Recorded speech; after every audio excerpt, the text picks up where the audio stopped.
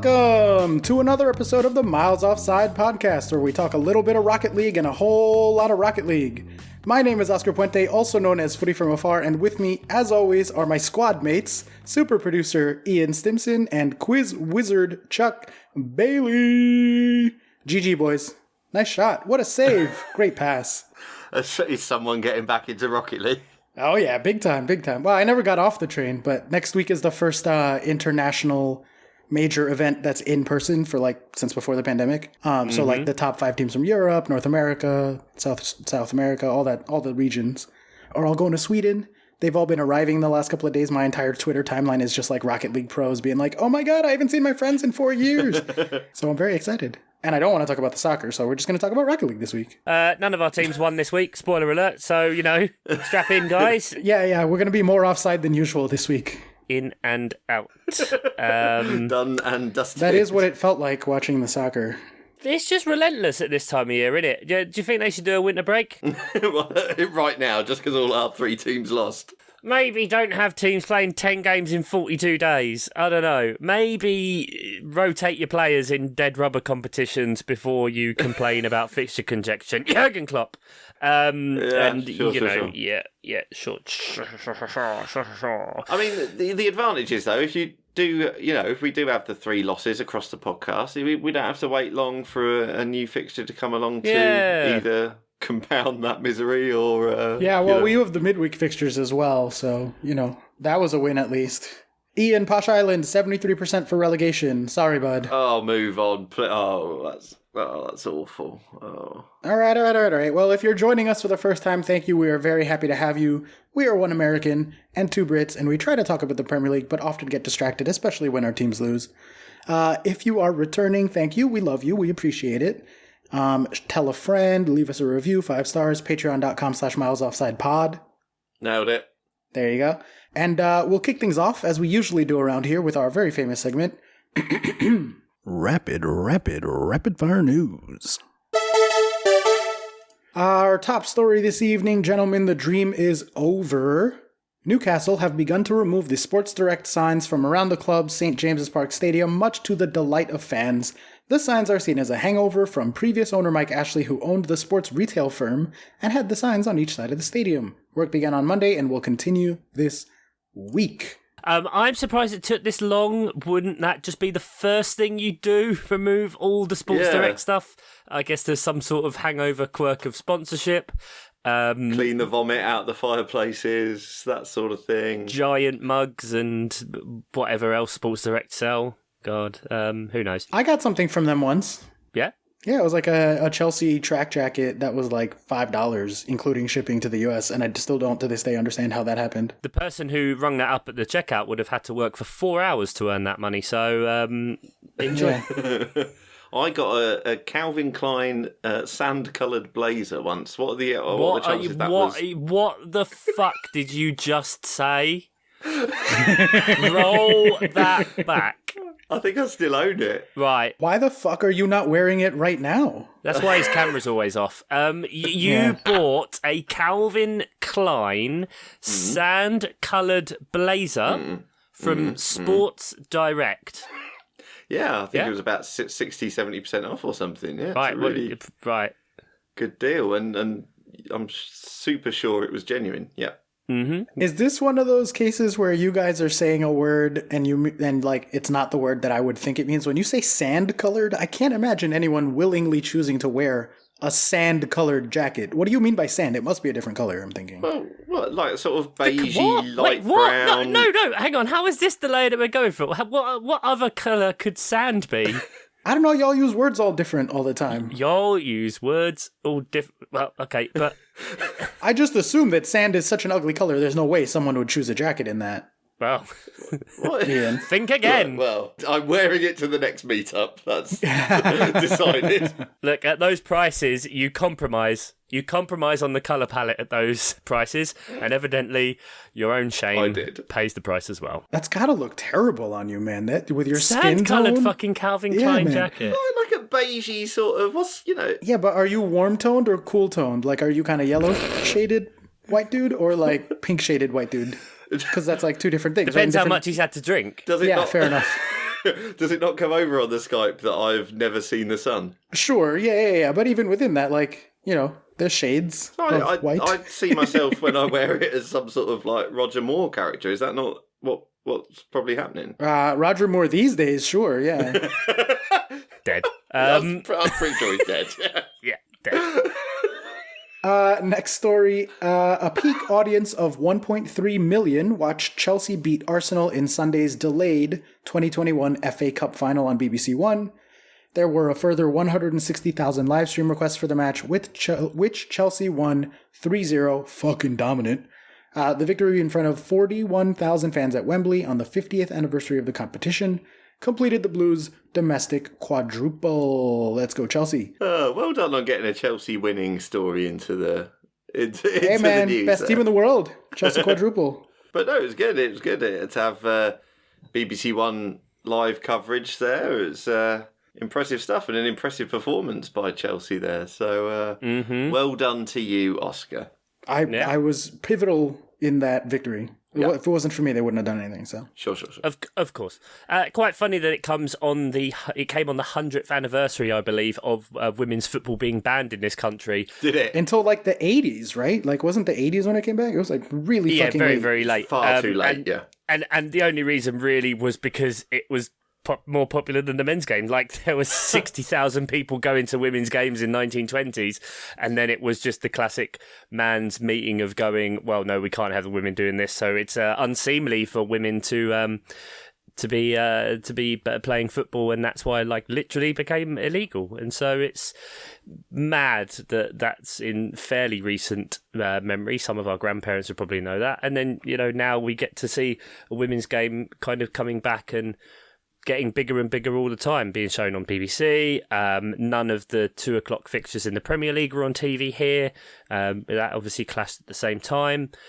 And, more and more of those games being shown, it can only be a good thing as the women's game does rightly get the plaudits it deserves. Even if financially, at the minute, I mean, I think Chelsea got £25,000 for winning the FA Cup final, and in the men's game, if you win a match in the first round proper, you get £22,000. So yeah, kind of shows you the disparity between the games at the minute, especially when you look at the audience that the women's final pulls in, and you look at no, I can't name a team that played in the first round proper, for fuck's sake. So yeah, and I mean, it's not even just in England either, too, because like women's soccer is pretty popular over here for obvious reasons. They're better than our men's team. So like the NWSL is popular, and now is it just WSL? I always forget what you guys call it. Yeah, Women's Super League. The Women's Super League, yeah, is getting shown here. I know more and more people are watching. I know a lot, especially I mentioned this before, but when all the American players went over there because of the pandemic and like our leagues weren't running, that really got a bunch of Americans watching the Women's Super League, the English soccer league, which is pretty fucking cool, I think. That, like, even 10 years ago, it wasn't 10's a stretch. Let's say 15 years ago, it wasn't particularly easy to get a men's FA Cup final on TV over here. Right. And now, like, forget about, like, having people to watch it with. And now it's just, like, lots of people are watching the game, which is fucking awesome. And also Chelsea won, so shout out. Speaking of the FA Cup, our next story, National League leaders Chesterfield will visit last season's runners-up Chelsea in the third round of the FA Cup. Elsewhere, Liverpool will entertain League One Strawberry, and Manchester will visit Swifton Town. Aston Villa. Town! Oh, I forgot about that! Sorry, I don't mean to kill your flow, but that was a great pull, and it deserves the recognition. Thank you, sir. Thank you. I was proud of that welcome. One. We got Villa with United, West Ham with Leeds, and Leicester with Watford. Oh shit, Leicester are the holders. That's right, they beat us. Other fixtures as well. Are your boys' team still in here? Now we're a championship team for this season, at least.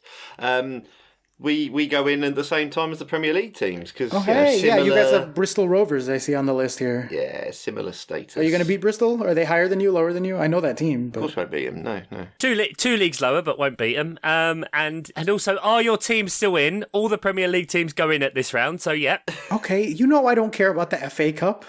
We may not have scored a cup goal since 2019, but we're in it by default. Okay, all right. You got Millwall. Yeah, big South London derby. Tell me about a Millwall. What is that? Well, we've got Millwall this Saturday, so we'll soften them up for you, mate. No problem. Oh, a championship team. Yeah, Oh, you guys might in a lose month. that. They are racist scum, so I hope okay. we absolutely fucking smash them.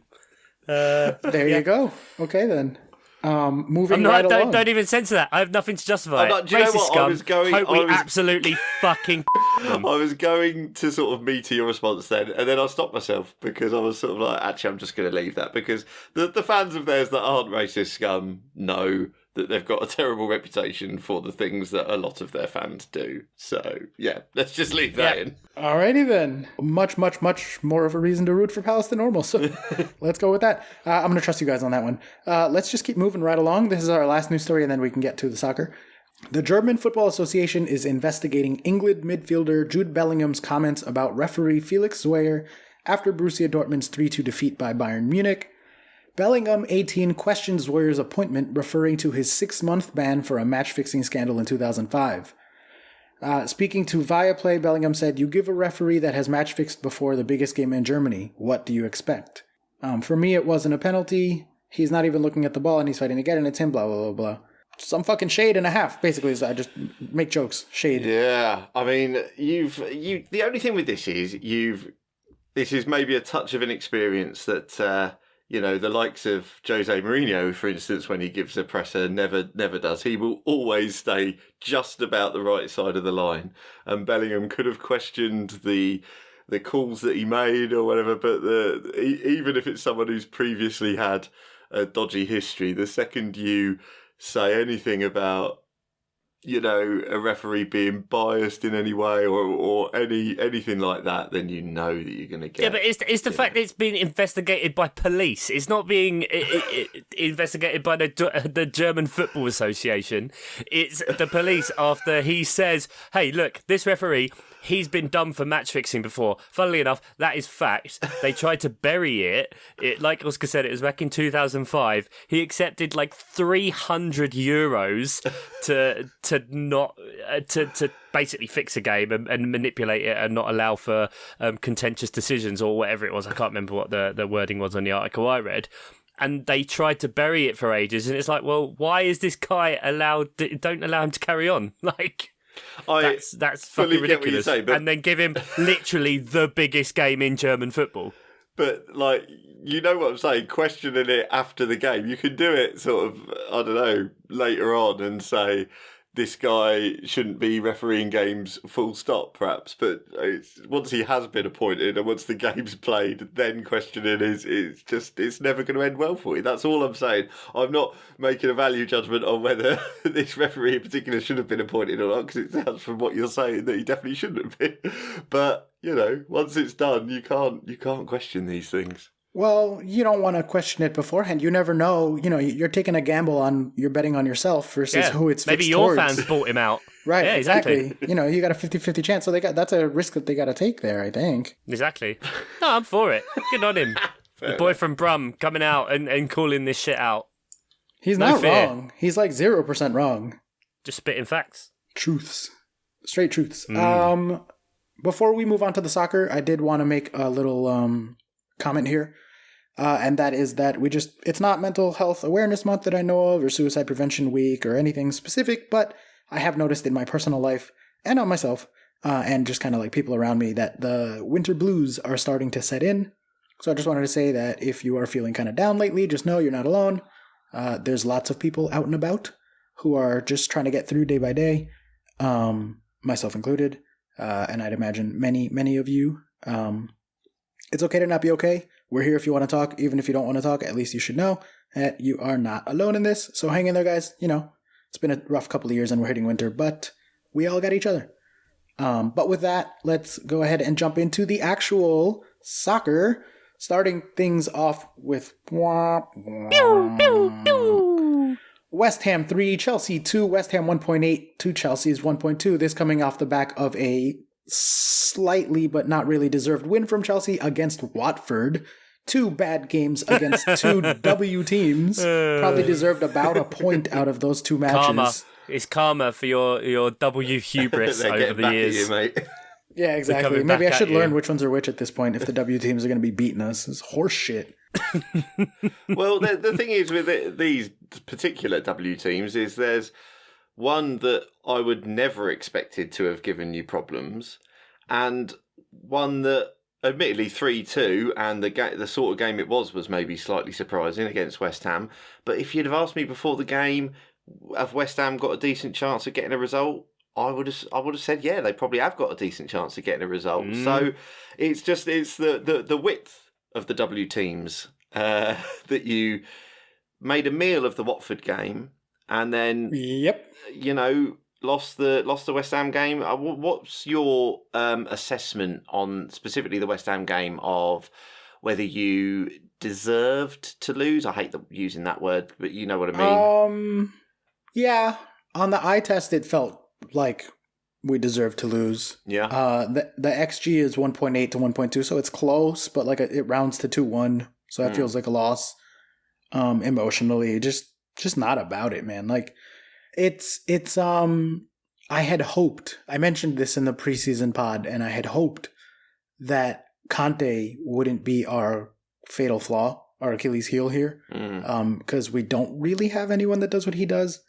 And as good as Jorginho is, Jorginho with Ruben is not the same as Jorginho with Conte. Yeah, and Jorginho and Mendy have both had Third best player in the world. Yeah, Third best player in the world. He should be able to. Yeah, that's classic. Like when a manager gets manager of the month territory, isn't it? You give them an award, and then they get close to an award, and Jesus Christ, he's had a rough. No, usually rough week. manager of the month's deserved. No, but I mean, then as soon as they get that, they go off the boil. That's what I mean. You give Fergie it at Peterborough, and he has 3 months of fucking nightmarish results. You had your chance to talk about, the lower leagues. Yeah, we Move over. One and done. Now is the time for Oscar's misery. Okay, so does it hurt more it being West Ham? Does it hurt less that West Ham are actually good this year? No, it sucks. It didn't hurt like who it was. We just got outplayed and we lost. Like I'm not gonna. It fucking put me in a bad mood because then I had to sit there and watch like Liverpool hoping they drop points or City hoping they drop points, knowing full well that they fucking wouldn't, and they didn't. Liverpool did their best. I was going to say Liverpool left it very late, but yeah, sure, but they like thoroughly outplayed Wolves. It wasn't like that would have been a Burnleying and a half. Anyway, for me it was a bummer. We went out to eat and I was talking to Emily. We were both just kind of like in a sad mood, and it was like we knew, going off the eye test and off the underlying numbers, that at this point we were probably the third best team. But, we had that points cushion. We were not conceding. We were just like doing our thing. Enough so that like the narrative and like traditional type folks were like, oh yeah, total title race. And the math people were like, yeah, I mean, you have a cushion built in and you're not that much worse that you can't get better and then just keep that lead. We're now in third place. We, are a worse team, projected worse, and it is not looking particularly likely. I'm kind of feeling like this might be just title race over. I'm sure a lot of people are currently rolling their eyes, talking about how I'm overreacting, but I just think that we needed to keep the cushion until our underlying performances caught up to their underlying performances, and instead we lost the cushion and our underlying performances are getting worse. We are down now 11% for the title on 538. Yeah, but they're always wrong, so it doesn't really matter. Fair enough. That's true. I think it's just that time of year, because I've kind of felt with Palace that where the fixtures come so thick and fast that you can lose a bit of perspective on it. But the problem is that you expect Man City and Liverpool to carry on as they are and just kind of steamroller people, so it's difficult, but I don't think necessarily Chelsea are out of it at all. Like, everybody's got good fixtures up until Christmas, and then you're still within touching distance when you play the other of the teams. Hilariously, I think to me this goes back to mentality. Proper. What? Because passion? If just we get in there, grab someone by the throat. Yeah, fucking aggressive, mate, as Fabian Duff would say. Fucking aggressive, lads. As Fabian Delph would say. Yeah. Right. There's a quote. No, it's a mentality thing. I think if we are the Chelsea that we want to be, then fixtures shouldn't particularly matter. Rotation shouldn't particularly matter. We should just be getting points and wins and being better all the time, always. That's what City are. That's mostly what Liverpool are this year and kind of have been. That's what PSG in France or Bayern Munich in Germany are, right? And so if we're going to sit here and be like, oh, we want to be a big boy, not just a big boy, like fucking elite. Big boy. Then we have to play that way. Like, fuck the fixtures, fuck the rotation, fuck the whatever. Like, it sucks that there's such an obvious weak point of, like, if we don't have Conte, we're gonna struggle. And that sucks. That makes me sad, because I thought that we were hopefully at the level of a City or Liverpool, and we are not. And I didn't think Liverpool were going to be at the level of a Liverpool, and they are. So. No, well, that's been the level of their attacking prowess has been surprising. But is there a minor consolation that at least Chelsea's conceding lately has been individual errors? I mean, it literally has been Jorginho and Mendy. It's been Jorginho. You know, and it's not felt bad. necessarily systemic. It's been more individual errors and tiredness and lack of concentration when it comes to playing so many games can happen. I mean, even the difference with Man City is they seem to have been, you know, ultimately scoring more than the opposition, but they've been conceding goals as well. It's not, you know, it's not. There haven't been that many shutouts for Man City lately, or Liverpool, or Liverpool. But again, good example again in that they're just scoring more than the opposition, whereas Chelsea haven't yet nailed that, you know, scoring 2 or more every game. But is there some consolation in that it's individual errors? It doesn't seem systemic. I would say there's no consolation because I disagree with your claim. Okay. Specifically, we conceded 5 goals over those 3, but only 2 of those were like glaring individual errors. There's still 3 other goals in there. Right. Across the last 3 fixtures. And I think that especially even more indicative of that was the first half against Watford, where we were hanging on like by a fucking thread and they were cutting through the whole defense quickly and easily. And that wasn't down to Jorginho. That was just like maybe down to Saul, who we'll never hear from again. Yeah. But, awful. It's terrible. Really his second time getting pulled at halftime of 2. Of 2. Yeah. 2 attempts. That's it. 2 hooks. He is less than good. West Ham march on. David Moyes is doing well. Doing very, very well. Crushed their Europa League group. You know, beaten Chelsea, beaten Liverpool, beaten, I know it's not saying much, but Tottenham in the league. Didn't they beat Man City as well this year, I believe? No, they lost to City 2-1. Maybe it was in the Cup. No, they knocked him out of the Cup. Sorry, they opened him up, beat him in the Cup, in the Carabao. Okay. Knocked City out of the City Cup. And they could march on. But, you know, we mentioned Liverpool, who definitely rode their luck this week. So you must have been a bit frustrated when you saw, you know, the classic Divock Origi extra time winner. I was furious. I was like fucking almost threw my remote through the wall. It was terrible. And my new friend, my friend Nick, who is a new Premier League fan, so my new Premier League friend, is fucking adopting Liverpool because he's a Red Sox fan. As if it's not bad enough, I'm friends with a Red Sox fan. Now I'm friends with a Red Sox / Liverpool fan. This is what happens when capitalism gets into football. You support I know, right? groups, fucking Americans coming into our game, picking teams just because they're famous. If I can just dial back, I seem to remember we had a conversation like 3 years ago where we were talking about teams that people could support if they were getting into the Premier League now. And I'm pretty sure we all said Liverpool were really fun and you could start supporting them. Yeah, sure. And with the Red Sox connection, it makes sense. I mean, you know, I totally get why he ended up a Liverpool fan, but I'm just saying it sucks that now I have to deal with a Liverpool fan in my life. Do your XG bit. Don't put it off. Come on. All right.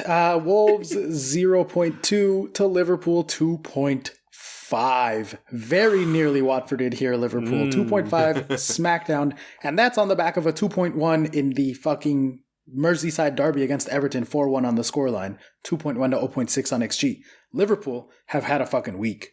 Yeah. After I already spent last week crying about how they scare me and we're going to have a week. Yeah, but they were playing Everton. That's a big game for them, man. That's a statement. Is it? I'm not even sure it is anymore, to be honest. I mean, like... Lots of draws historically recently. Yeah, lots and lots of draws, but it's the friendly derby, isn't it? So I was just about to say, friendly derby, and recently with Everton being Everton, I don't think Liverpool even countenanced that this was a big game, to be honest. It's a far bigger game for Everton than it is for Liverpool. Mm-hmm. You know, Liverpool generated 2.5 against Wolves. I think 2.4 of that was Diogo Jota.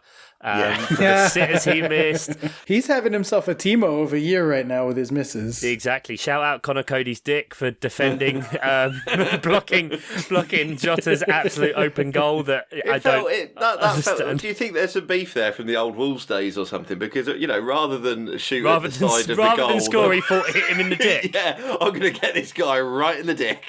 Just absolutely pelting it at him. Straight in the ding-dong. That was...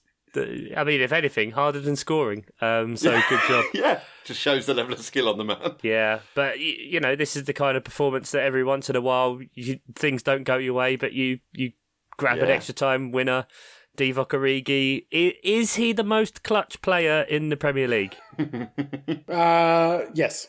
I don't think he can deny it. Disappears, you don't hear from him for months, then pops up, always scores goals. Like he scored that amazing, was it the fourth goal against Barcelona to take them to the Champions League final? He always pops up with these last-minute goals. I'm pretty sure he's done it against Everton previously. It was the Lowell goal against Jordan Pickford when Pickford yes, of course, punched it up onto his own bar and then it bounced and went in. That was in the 94th minute as well for the win. Wasn't that the year they won the title too? Yeah. Yes. Absolutely loves it, Origi. Divock Origi. He's the glue that holds it all together. I swear to God. Remove him. Klopp said in his post-match, such a weird quote. I hope he finds a manager who will play him more than I will. Like, bitch, just play him. Be that manager. He's been there forever. Be the change you want to see in the world, Jurgen. Very odd. Very odd. So weird. But yeah, he's just... I mean, he must be happy. He's played 38 minutes this year or something stupid. No, 38 games in 5 years. Something mad like that. Yeah, in the Premier League, yeah. Yeah, in the Premier League. That's wild. Oh, God. Is this enough about Liverpool? Can we be done talking about Liverpool yet? Yeah, sure. Well, let's go to the next terrible one. We have Watford 1, Manchester City 3, Watford 0.7 to City's 3.7. So a flattering scoreline to Watford, the 3-1. Probably should have been 4-1. Total dominance here. Total dominance. Yeah, I mean, I always like to try and counter, if you're up on Chelsea, I try and bring you down. If you're down on Chelsea, I try and bring you up. But this is a little bit worrying in that Chelsea made such a meal out of Watford the other week, and Man City completely fucking dominated Watford in this game. It was maybe a game state thing that Watford only started coming back into it once it was a done deal pretty much anyway. They were so dominant. It was I think at half time there was some stat of Man City had completed 300 passes to Watford's, 50 or 60 or something. It was an 80% possession. I know we don't necessarily deal with possession as the main stat we worry about anymore, but it really was. Watford were not getting a look in at the ball. And that, from a Chelsea point of view, would be worrying that Man City just completely dominated this side that caused Chelsea problems previously. Not to bring it constantly back to Chelsea, I just thought, swing wildly from trying to bring you down and up. Drag him down. It says a lot. I mean, I don't think it's really fair. I know Watford are Watford, but they're not a barometer of performance, I don't think, because they are just wild swings. They have no middle ground whatsoever. Right. It's like... 2-0 down to Everton in the 70-something minute, win 5-2. Yeah, fair point. Or just get absolutely destroyed. Like here, where their goalkeeper was probably man of the match in a 3-1 loss, because at least he made 8 saves. Man City had 12 shots on target. Fucking hell. Yeah, City just Bernardo Silva at the minute.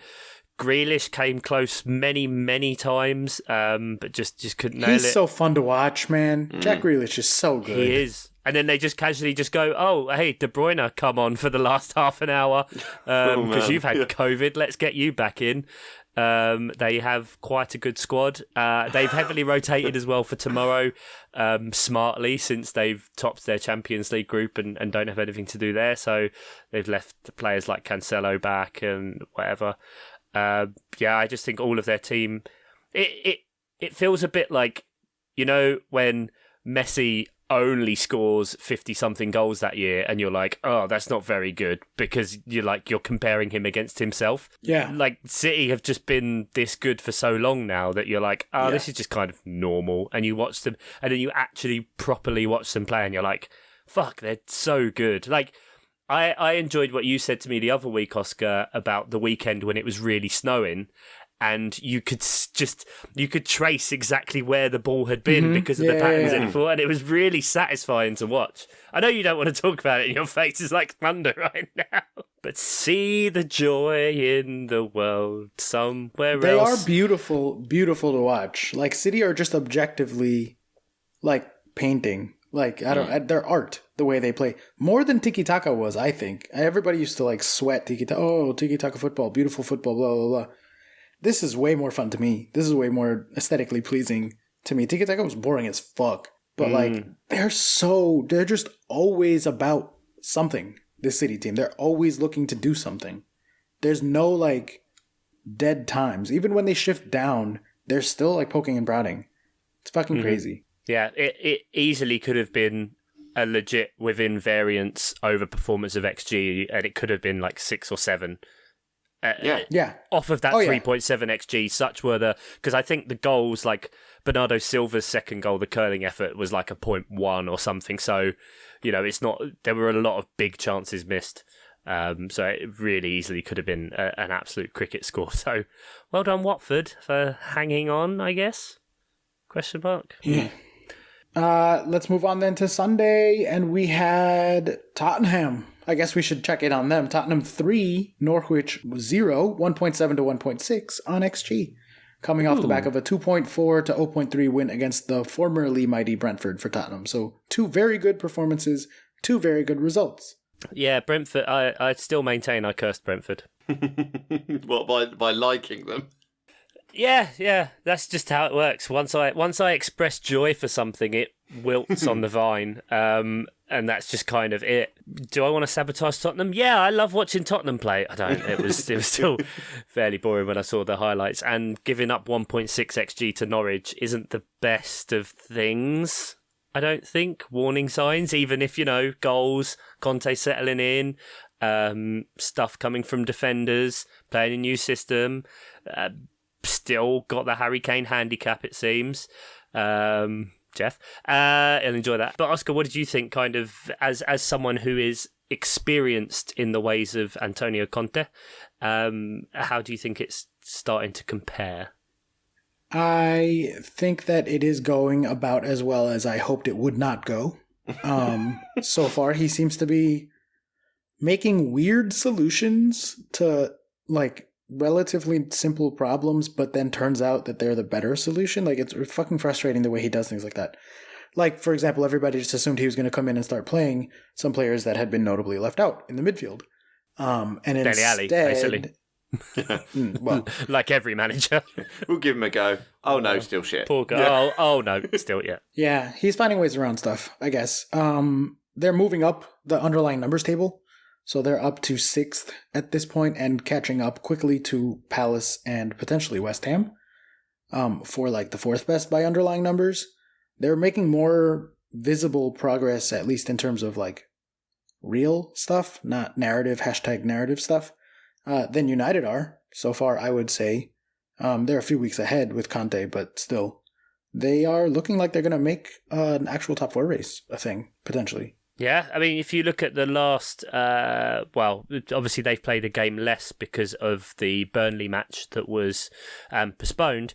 If you look at the last 5 games for the rest of the teams, 4 for Tottenham, Arsenal, Everton and Burnley, because Arsenal-Everton is happening as we speak, Tottenham are 3rd in that time for points. So City top with 5 wins out of 5, Liverpool 4 wins and a loss, and Tottenham 3 wins and a draw from their last 4 games. So it's pretty bloody good, I'd say. Do you think they have a chance to make fourth? Do you think they could catch? Well, I think it makes it a bit more interesting. I don't think West Ham fans will enjoy kind of the potential for, Tottenham, like you said, being further along and actually performing to higher level numbers, and Manchester United potentially having something. I think it opens it up a bit more nicely into that 4th spot, which is good to have the competition for various places. What about you, Ian? Where are you at on Spurs in this moment? They've got a manager there who feels like he is beyond where the club is at, and that can only be a good thing for them. So I know what you're saying about him maybe coming up with maybe slightly convoluted solutions, but I think he was really incredibly, as he said in the press conferences, he was surprised at the state that Spurs were in. I'd be interested to know exactly what what. No cheese. No cheese. He thought there'd be a cheese room. Well, I mean, he'd have banned that immediately, surely, along with the ketchup and everything else. No, he'd have allowed the cheese, just no chutney with it. Okay. No chutney, no crackers. No energetic sex, yeah. I mean, it's... Sex with the cheese? Oh, come on. That's too far. Come on. All right. That's getting edited out. Like, that's the line we draw, yeah. But yeah, I think if they don't have any serious injury problems, I think then definitely they could still mount a challenge for 4th place. The only problem I foresee with that is that I think Man United made a very good appointment. And Tottenham made a very good appointment, but Man United made a very good appointment, and I think the building blocks are stronger. And I think with the Man United's new manager, like, he changed the system against Palace, and it was relatively instant. I know they by no means blew away Palace, but I think that was more because Palace, I think, we were quite strong defensively. Sorry, I've sort of moved things on to Man United Palace, but that's fine. Look at you with your natural segues 4 years in. I didn't mean to naturally do that, but what I mean How by that dare is you? that they. No, I'm sorry. They changed relatively quickly, and you could see a sort of more compact Man United and better use of players, I thought. I mean, we saw Tellez and what's his name, Dalot, whatever. Dalot. Yeah. Instead, obviously Shaw's been out a while, but instead of Wan-Bissaka and playing a 4-2-2-2, and it seemed to keep them compact, and it seemed to work. And I think that it might be Man United 4th place might be Man United's to lose. It depends how West Ham go, but I think... Oh, here we go. Just to give you the Palace, let's just calm the fuck down about Man United right now, all right? Yeah. Don't let yourself get caught in the social media fury that is that big red evil machine, because they'll have you believe fucking anything. Like, it's one game, they generated 0.9 XG against the Palace side that in the last few games have been fucking woeful. And it took a Fred Wonder goal you're to kind of right. actually have it happen. Like, let's calm down. They played a different system. It made sense because they had the 4 there to pack the midfield.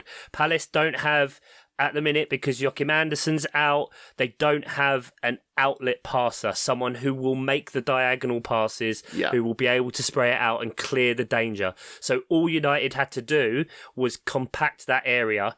And so it was a very simple solution to a kind of obvious problem that we've been seeing. They didn't even fucking score a set piece against Palace. They didn't score in extra time. Relegated automatically. So let's not fucking blow them out of proportion here. I 100% agree with what you're saying regarding the Palace game specifically. I was merely talking in relation to Tottenham, who I think have got, a worse squad than Man United, but a similar level manager. But it's taken him a few games to get them going, and I maybe see that this manager for Man United might get them going a little bit quicker with a better squad. It was merely in relation to Tottenham that I was saying that there are good signs for Man United, because I think you're absolutely right. They did rely again on an individual bit of brilliance. I don't like putting that word with Fred. It feels wrong. He's good, man. He's good. He hasn't been good, but yeah, fair enough. It was a good strike. But yeah, I do agree with what you're saying. But then it was a simple solution that did okay. So I just think in comparison to Tottenham, don't sleep on the result against Arsenal too in the midweek, like 3-2 against Arsenal, 1.9 to 1.5 on XG. That's a deserved win. Against a quote unquote fourth place rival. But again, like Arsenal this year, they aren't the Arsenal that you should judge them as. Well, here's the percentages for top four to put like numbers to it for 538. They have United at 27, Arsenal at 17, and Spurs at 12. So they actually have Spurs as the least likely, which is crazy to me, given that of the big six, quote unquote, Arsenal are the only ones that don't have a good manager. Like that should be a handicap, but it's hard to quantify, I guess. But yeah, I mean, I guess the numbers favor United as well. And I'm with you, Ian. I think the building blocks are there and they're scary. I've been saying this since the summer. If someone comes in and is like a good manager, they're as good as Chelsea, probably. Or have the potential to be with the pieces that they have. But yeah, so let's talk about Palace then, rather than United. If you want.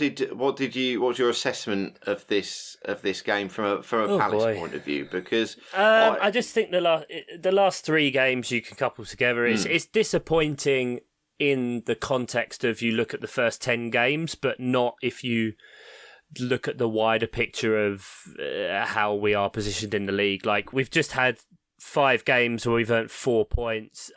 We've dropped 5 points this season after the 90th minute. We continue to concede from set plays.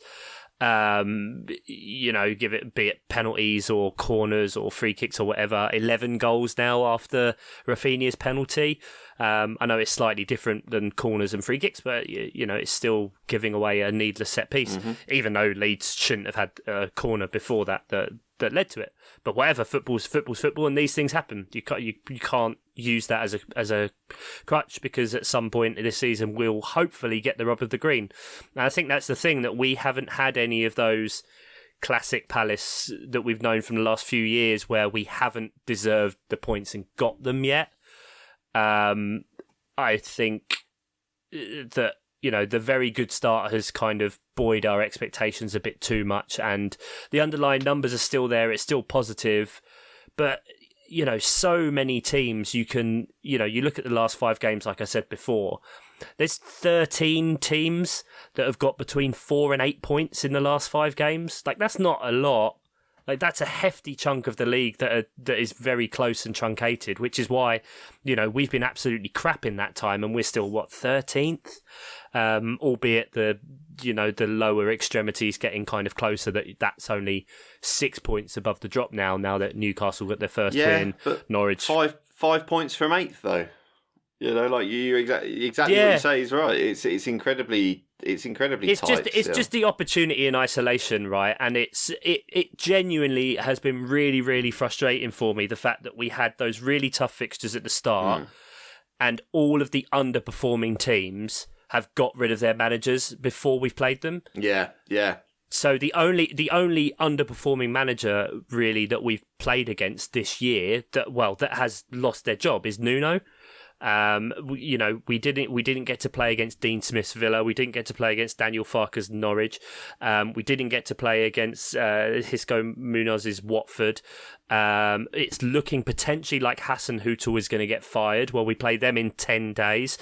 Rafa Benitez is massively under fire, and Everton just lost their director of football. We play them next week, so I wouldn't be surprised. We didn't get to play against Ole, and so we've come through that tough fixture, and now we just get new manager bounces. And I think it's just it's been it's a bit of an unfortunate timing of things that is definitely a factor when you look at the season as a whole of how things have gone. But I think the main problem is that we don't have anyone, or at least we aren't willing to play anyone whose passing range can replicate Joachim Andersen. So people have moaned a bit about MacArthur, but I think having Anderson as the centre back there, being the one ball distributor, that has meant the rest of the midfield can have the freedom to push up, because there's no onus on them to create.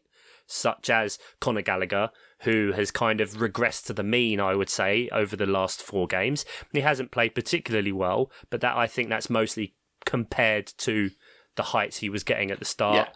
Similarly for Zaha, but I think MacArthur's work rate is being replicated with having Jordan Ayew, who, yes, he runs, yes, he puts in a shift, but he's where possession and attacking football goes to fucking die. And in the Man United game, missed an absolute fucking sitter. But not only did he miss a sitter, I don't even think he was trying to shoot there. Yeah. Such is how low his confidence is. I agree. That completely free, the ball drops to him 3 yards out, and he doesn't try to shoot. You can't.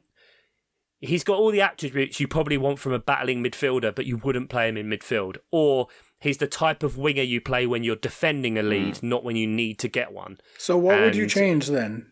What if you could set a lineup, if you could bring players? Obviously, you're going to be restricted by people being healthy. Maybe Eze isn't ready to start, but It's really hard, and you see the permutations that go on Palace Twitter of everything, and obviously everybody has their 2 pennies, and I'm sure it's the same for anybody with their team. How dare they suggest this player and whatever, but I think the only player I've seen that has a bit of a passing range similar to Anderson has been Jairo Riedewald. If he can play in a defensive midfield, but then the compromise then is that you have to probably have a more battling, aggressive midfielder in there because he's not got the pace. So that means potentially you drop Gallagher back into a double pivot, or maybe Kouyaté, because he's played really well. And then it's kind of, I would have Benteke, maybe Edouard, Zaha, Elise, Eze, maybe as a 3 behind. But I think if you look at United, the way United played in this, and I was watching the highlights, and I'm not a genius, of course not, and I'm not a football tactician, but United were playing such a high line and compressing so much into the middle. It just seemed to me if we'd have just pushed our wingers high and actually played long balls over with pace, we'd have had some joy, and we weren't doing that. There was one time there was a break on, and they highlighted it on a Match of the Day. The United backline was up, not just in the Palace, the attacking half, but about level with the top of the centre circle, if you see what I mean. Mm-hmm. Wow. And Benteke started running, and he had the entire half of the pitch, and the Palace player didn't even clear that United line. They just kicked it straight into, I don't even think it was Maguire, I think it was Lindelof. And you're if in that situation, having an Edouard running behind, having Zaha actually run at people that he doesn't do because he's having to back up to defend, because on the RU side, there's no attacking creativity, so you can just kind of leave that as one-on-ones. It's kind of limited, but it's still so early in the Vieira period. And, of course, And I think, I said before, there's 13 teams that are between 4 and 8 points, and I'm sure there's fans of tons of teams that are going, oh, for fuck's sake, if only we had this. Leeds have really, really struggled at the minute and not looked themselves. Leicester have fucking shot themselves in the foot compared to what they've done in previous seasons. Wolves, for all of their strong defence, have only got 5 points. Southampton, in the last 3 years, I saw a stat of thrown away 71 points from leading positions. They keep giving stuff up. Brighton keep finishing games with 10 men because of injuries. Their injury list is up to 8 serious long-term injuries of first-team players, but luckily the one who's on bail for sexual assault, his bail keeps getting pushed back so he can keep playing and starting. Burnley haven't been doing well. They're on 3 points in that time. 1 win of the season.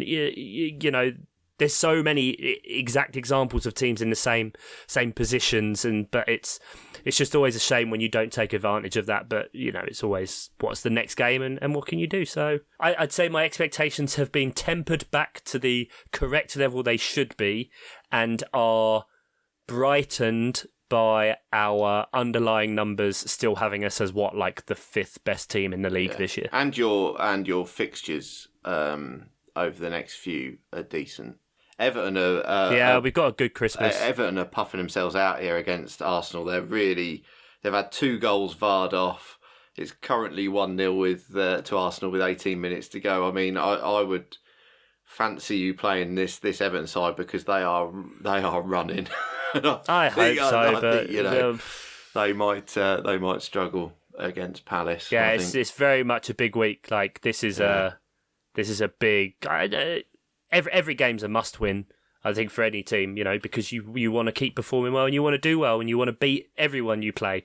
I think that's good. That's something that Vieira has said in his post matches, even against teams like United, where it's just like, no, I don't give a shit who we're playing. Yeah. Like we should be attacking and we should go to win, which is nice to see.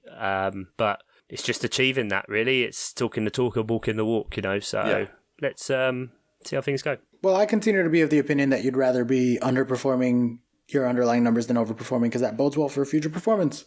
And you guys are in a good place. So we'll see it. We'll get there. Just be patient, bud. Hang in there. But I think that does it for the soccer. There's no other games that we want to talk about. What? I'm assuming. Newcastle doing a lap of honour after beating Burnley. Oh, are we quite sure? I mean, to be fair, they probably should. Honestly, though. Thank the fans for not rioting. Do you hate that? Oh. Here we go. This will be good. Do you hate celebrating doing something good? No, come on, that's not what this is. A team that is actually shit, not doing something shit. Right. If this was them beating Man City or Liverpool or Chelsea convincingly, I could maybe get on board with it. A fucking, what was it? A 1-0 against Burnley. 1-0 against Burnley. I'm just not having a lap of honour for that. That's just ridiculous to me. I mean, bro, you're still... if Peterborough beat Burnley, you would be demanding all of the laps of honor. Peterborough beat Burnley, yeah. If Peterborough beat anyone, they're doing a fucking pitch invasion this year. This is what I'm saying. Newcastle is Peterborough. No, they'll have to replace all the asbestos in the stands. People will be nicking it as souvenirs. Like, you can't... I think it's embarrassing. They need to... And it came up today on the Football Ramble, actually, and I thought it was agreed. Like, you can't say that there's a disconnect between players and fans and they need to be doing more to ingratiate themselves and showing thanks for the dedication that these people show, you know, parting with their hard-earned money.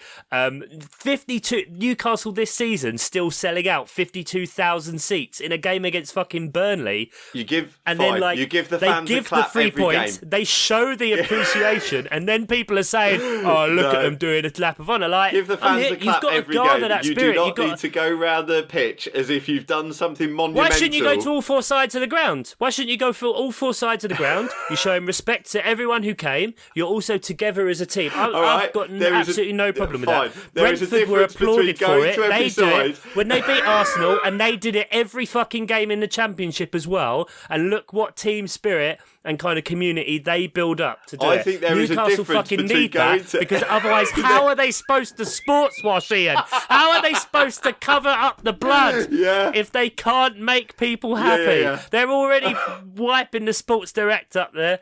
You know, they're trying to get these people going. Picture this as a lap of honour being to sort of thank the fans is... I think a step too far. You can go to every side of the ground and you can clap the fans who have been with you for every match, because Newcastle fans, you know, they turn up. They fucking turn up. I've not been the biggest fans of Newcastle fans over the years, but they fucking turn up. Fair enough. Doing a lap of honour as if you've done something good by beating Burnley 1-0. Well, they have. They've won a game. You remain below them in the league. They've won a game. No one would think they would. They've won a game. They've won a game. No one thought they would. Winning. It's not on. What if they did it every game? What if that became a thing they did every game they win? Well, that's one thing. If you form a tradition, because I think. Okay. Well, the tradition's got to start somewhere, hasn't it? That's it. That's where once the word tradition comes out, Ian is like, "Oh, everything's about tradition." Gotta have tradition. That's how they started the Eddie Howe revolution. You know what I mean? Fine. I can't believe I'm defending Newcastle. Say, what are you arguing for? No, they should, because the amount of times I've been to games and you see players, like some of the players half-heartedly go around, you're like, oh, that's nice for you. Why can't the rest of you fucking do it? Like, I get that you're pissed off, but there's some people that travel miles and miles and miles, this country especially, for away fans, like the amount of effort you have to fucking go through, because every train is cancelled. Sky moves the fixtures so that you physically cannot get back from the venues. People have to take like 2-day holidays just to like Palace fans were having to do that just to go to the Leeds away game because it was at 8 o'clock at night. show a bit, even still, the respect of some people live far away from the games. They might travel a lot. They give up a lot of time. They give up their money. I don't think there's anything wrong with them. But the lap of honour feels self-aggrandising. Ian is like, you may celebrate, but you may not smile. You may clap, but not more than 3 times in 2 seconds, and never for a volume louder than 20 decibels. Your joy. Please, sir, have some decorum. This is a football match, sir. Sir. I will have you know, there are children here. You may not clap. This is not what I'm saying. I'm saying you can thank the fans, but not enthusiastically. Ground, you can thank them, but not smiling. If you move in a circle, not in a circle. Yeah, don't get close to those fans. Whatever you do, keep your distance. You fucking. The second dick. you make a geometric shape, you are aggrandising your own position and. I want a scattered oblong. I want vague patterns. I don't want any sort of conformity, any lines able to be drawn. Precisely. I don't want Joe Cole to highlight it on a fucking iPad. Well, he'd get it wrong anyways. He'd get it wrong. He wouldn't be able to turn it on. Bless him. Oh, what have I done? Oh dear. Oh. So yeah, Newcastle. There we go. You heard it here first, folks. Don't celebrate. No. Oh, Southampton have had to sign Willie Cowboy on an emergency loan. That's a thing that's happened. 40-year-old Willie Caballero, because both of their first, Fraser Forster and Alex McCarthy, are both injured. What else happened? Anything else happened? Oh, Patrick Bamford scored with his last touch and then said he had a shit game. Bless him. I actually quite enjoyed that. Richarlison's just scored his 3rd goal, and this one might count. Hooray! It counted. Yes. No Arsenal clean sheet. Yes. Oh, shit. Forgot about FPL. 73 points, baby. And Villa, Leicester. Oh, Villa player kicked through Kasper Schmeichel's hand, but there we go, goal. So quick opinions on that. Well, he had it under control by the letter of the law. Whether I agree with it or not. Fixtures are done. So a little bit of I did a Predictor League update if you want. Oh, why not? Hang on, but I've closed the tab. Predictor League of Predictions, where people gave us the predictions at the start of the season where they thought the 20 teams would finish. And I need to keep singing this song till my Google Drive opens and I can open the spreadsheet to give you the standings for the Predictor League. Brilliant. Congratulations, Ruben Byman. You are 40 away. 40 points currently in the Predictor League and top it. That feels good. Yeah, it does feel good considering we're starting to shake out a bit now. As much as competitive as it is, once again, Oscar's proved right because the top 6 are pretty much back at the top 6, and everyone else is falling away. The rest of the top 3, Andy Penpraise, he's from Sutton on 44, and then a 3-way tie for 3rd, Sam Van Danby, Alex Sampson, and John O.G. Nice. Oscar, you and I are down in joint 8th. With Toby Hammond and Nate Whittam. I'll take 8th. Ian's in 18th on 60 points. Good. Not so much. You're down there with Mark the Shark Daffin and anybody else. Finley Stimson, 64 in 29. What about the good doctor? Where's the good doctor at? Did she enter this year? Yes, she certainly did. She enter... Did she? Did she? She gave... Oh, shit. She gave me a... Brilliant, Oscar. You didn't pass him on. Lovely. Well, I am in trouble, and she's definitely currently staring at me as we listen to this on Wednesday. Future me, you are fucked. We will have to go to the judges panel for that one. So there we go. Predictor League. Never mind. It doesn't matter. Ian, we got a quiz. I've phoned it in. Hit that jingle. We got a bluffer. Hey! Bluffer time. It's bluffer time. Got a bluff. Will you bluff? What you bluff? Do you know? Got the bluff. Bluffer time is bluffer time. Oscar. Bluffer time. Your bluffer time. Believe it or not, Oscar's bit isn't recorded. He freestyles that. If you would believe such a thing. Who would believe? It's the bluffer. It's the return of a classic. You know how it works. I'll give him a category. There's a certain number of answers. They've got a bid as per how many they could name. I believe overall in the season standings for the quiz, we are back at a tie. Yep. 7-7 or 5-5 or something. 7-7, 5-5, 6-6. What number would you like it to be, I know guys? that it's tied. I do know it's tied because that's all I keep track of. So let's say 7-7. 7-7? Yeah, okay. I'm fine with that. I mean, it's 5-5, but yeah, we'll say 7-7. You love sevens. Bump it up a bit, make it seem it's better, and I didn't miss a load of quizzes. Let's go with Oscar first. 7. Oscar, Really? Okie dokie. Oscar has bid 7. Ian, do I have a raise on 7? Oh, blind bluffer. No. Okay. Well, don't say no, because now you're out. Really simple. There's been a lot of managerial changes recently. So, there's 20 answers to this one. I just want you to name all 20 managers in the Premier League currently. As we speak, because I don't know if some of them have been fired mid-game. I did this about an hour before we record and assume you haven't seen any highlights because nothing's come through. So, Oscar has bid 7? Yep, sure. Ian, what are you bidding? 12. 12, yeah. Escalation. Ooh, can I do 12? Can I do 12? First of all, that's not the 13. question. You need to do at least 13. There we go. Ian? Okay, I feel like I should be able to beat Oscar on this one. So I think so too, yeah. I'm bad at names. I probably won't be able to get all 20 because there's probably 2 that I've got blind spots on, but I'll go 17. Yeah! Go on, have it. Yeah? Oh, boo. Yeah, Okay. I'm not going 18. Are you crazy? I don't know names. I don't know names of teams, let alone managers. Okay, so let's get this done. There's 17. So, Pep, I'm going to go down the league. Bing. Klopp. When you say go down the league, what do you have in front of you right now? Well, I've got the Premier League table because I had that open from the pod. Whoa. Well, Performance-enhancing tabs. I've got the Close teams your of the tabs.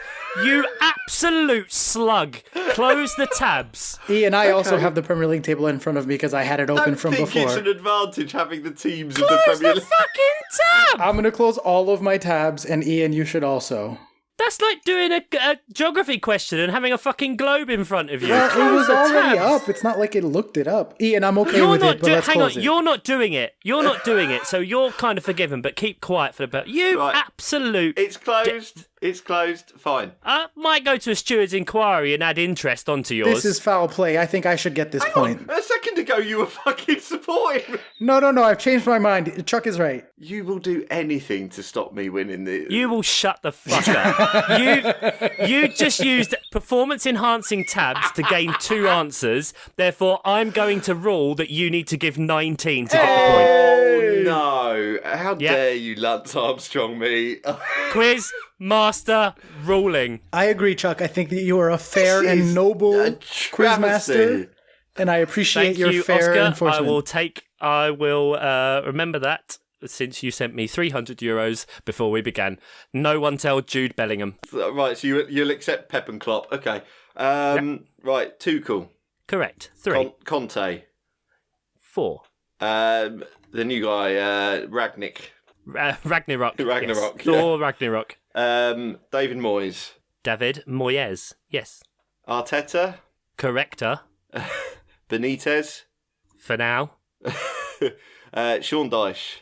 Yes. Eddie Howe. How? For now. Dean Smith. Dean Smith? Hasenhudl, unless I've missed something on Twitter. No, not that I've heard for now. Yeah. How many am I up to? Oh, I don't know, but you've got about 7 more to go, probably. Okay. Thomas Frank. Thomas Frank. Vieira. Yes, thank you. Brendan Rodgers. B. Rog. Graham Potham. Graham I swallowed my word a little bit there. Yeah, Graham Graham Hippopotamus. Potter. Are we saying that he's a hippopotamus? Graham Potham. Grey hippopotamus. Um, He's a grey hippopotamus. Who's Wolves? 1, 2, 3, 4. So you've got 3 more to get. Bruno Lage. Bruno Lage, he's not small. Yeah. Oh, Bielsa. Marcelo, 1 more. One more. Who am I missing? Oh, the other 2. Thanks. Oh, Ranieri. Ranieri. Did you say Gerard? Oh, He I did didn't not. say Gerrard. He slipped on that one, didn't he, Yeah. Oscar? Well done, Ian. Right, so Oscar, you had the first bid last time, so Ian, you had the point. Oh, it's best of 3, by the way. Okay. I've had to update this as we go, and as we speak, right this second, in this game week, there have been 24 different goal scorers. Ugh. How many of the 24 Ian Stimpson can you name? Oh God. This is across the 10 fixtures. 24 goal scores. I'll go low. 6. 6. As many as 6. 7. Bearing in mind, 5 were scored just in your game, Oscar. And knowing us, it was probably 5 different goal scorers. Correct. 7. Yes, 7 from Oscar, the classic bid. Ian, you going any higher than 7? Yeah, I'll go 8. 8. Oscar, you going higher than 8? We are at 33%. I'll go 9. 33.3 Riscarin. 9. I don't know the percent for that one. 9%. Times 4.5. 40.5%, maybe. Maths. Ian does an FPL pod. He's gonna win this. Like, I just gotta drive him up. Yeah, but I'm struggling to... oh, God. I'm overbidding at the minute. 10. Okay, have it. Shit. You told me you're overbidding. What do you think I'm going to do? So wait. So you're going to let him... He can win. He can win I here. might have continued to overbid. Okay, let's try and think then. I've got Bernardo Silva. Ding! Scored 2.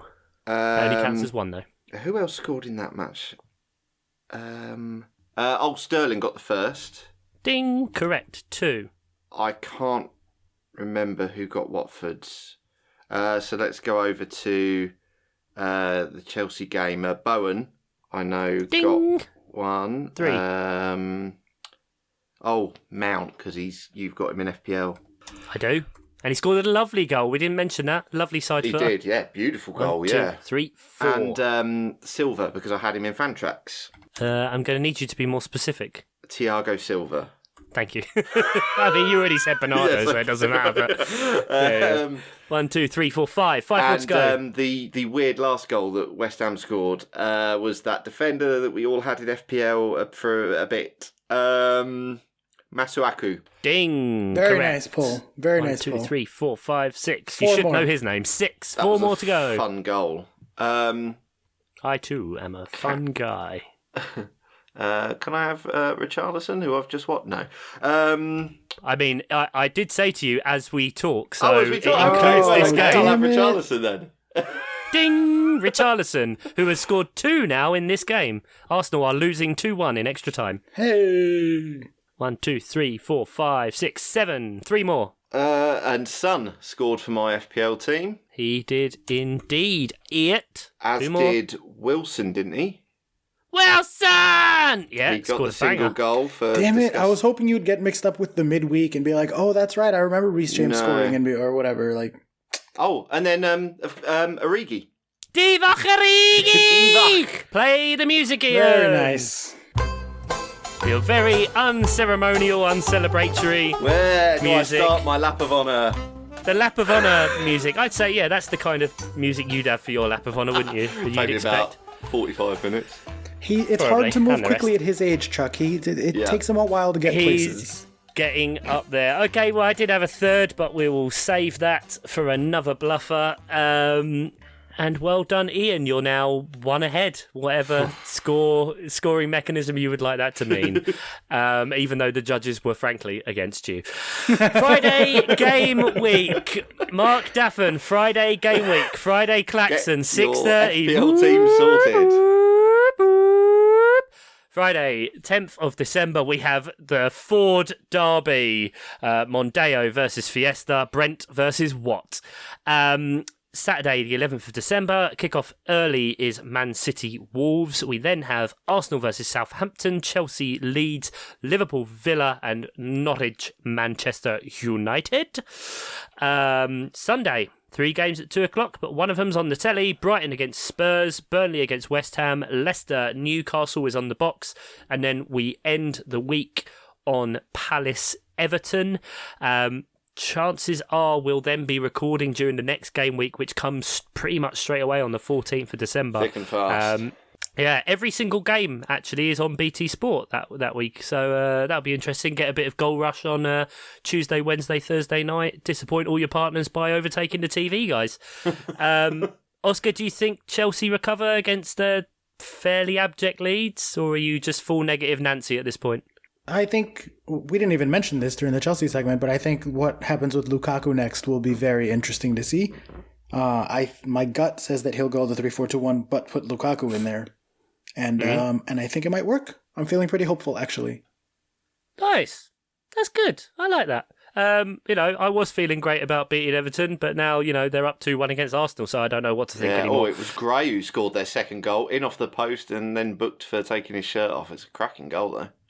Oh, so where do you stand on taking your shirt off in a 2-1, maybe not a win against Arsenal? You may take your shirt off, but you may not smile, nor may you walk at anything faster than a brisk pace. Yeah, you may not swirl it above your head more than 7 times in a minute. Burnley, who are the watchword on both this podcast and generally, they're generally shorthand for Premier League mediocrity, and we're saying a 1-0 win against Burnley is what's the word? I mean, Bamford took his shirt off for a last-minute equaliser against Brentford, who are a promoted side. So, are you going to moan about that as well, or how weird is it? Have you ever in your life, apart from ever seen anyone who would, outside of being massively drunk, take their shirt off to celebrate anything? Ian, literally play the music, please. We need to get out of here. Hang on. It won't be. Oh no. So I thought there was something happening. Live commentary. That's what people like on podcasts. Right, that was worth holding up for fuck's sake. Jesus Christ. Right then, well, thank you. It's been really good to be back with the three of us. I'm off for a lap of honour of the living room. Say goodbye, Oscar Puente. Goodbye. Say goodbye, Ian the Boar Stimpson. Thanks, clapping Kelly, clapping Finley. Thanks, guys. Not gonna lie, I've forgotten all the producers' names. Nate, Johnny OG, Jeff Pedder, Andy Pembrace, and the other one. Bye.